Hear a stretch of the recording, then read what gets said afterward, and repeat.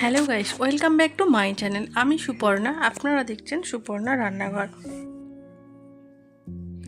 মাছের রেসিপি তো আপনারা অনেকভাবেই বাড়িতে বানিয়ে থাকেন। আজকে আমি স্লিভার কাপ মাছের রেসিপি আপনাদের সাথে শেয়ার করতে চলেছি।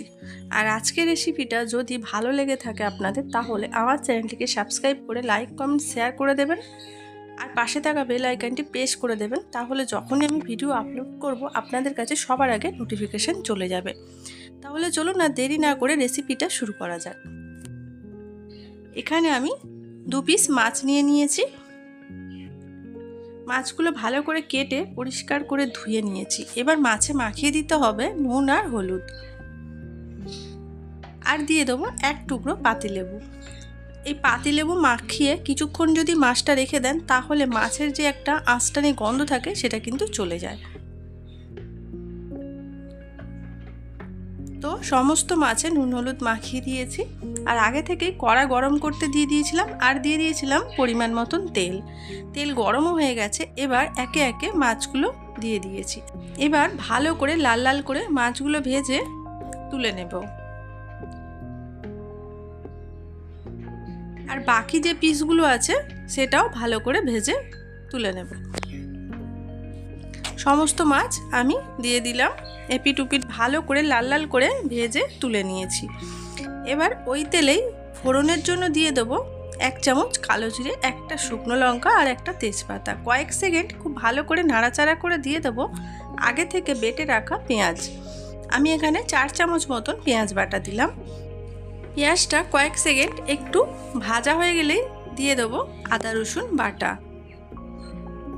দিয়ে দিলাম 1 চামচ রসুন বাটা আর 1 চামচ আদা বাটা, আর দিয়ে দেবো কয়েক টুকরো টমেটো। সমস্ত কিছু একটু সময় নিয়ে খুব ভালো করে আমাদের মশলাটা কষিয়ে নিতে হবে। ওপর থেকে দিয়ে দিলাম হলুদ গুঁড়ো 1 চামচ, 1 চামচ লঙ্কার গুঁড়ো আর হাফ চামচ দিয়ে দেবো ধনে গুঁড়ো,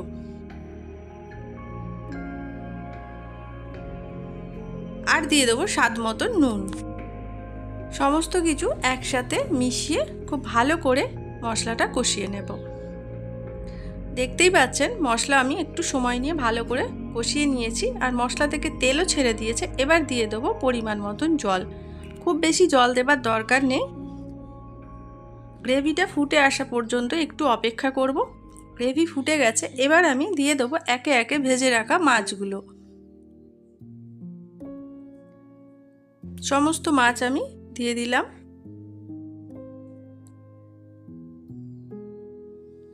মাছ দিয়ে 3 থেকে 4 মিনিট ফুটিয়ে নিলেই রান্নাটা একদম রেডি হয়ে যাবে।